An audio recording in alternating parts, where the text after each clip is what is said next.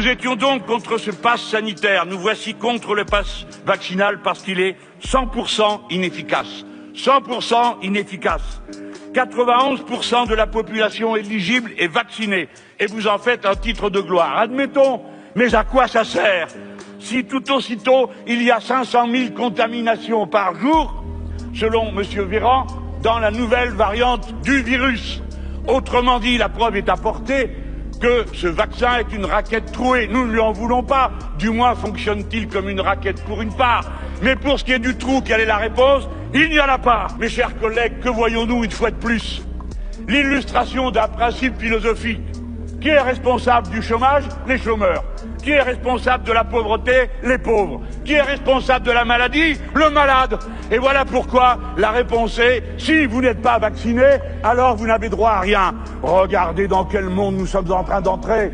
Vous avez, comme moi, fait votre passage à la salle des 4 colonnes, collègues. Quelles sont les questions qu'on nous pose? On nous demande si les personnes qui ne se sont pas vaccinées auront le droit d'être soignées, notamment s'ils vont aux urgences et notamment s'ils doivent être mis en réanimation.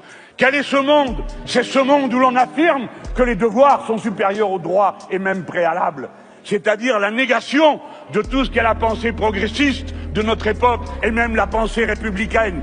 Les seuls devoirs que nous ayons est de respecter les droits des autres. Et le droit à la liberté ne se négocie pas, même si parfois il nous contrarie. Vous vous êtes trompés sur tout, les tests, les masques, les jauges, les vaccins, les vagues.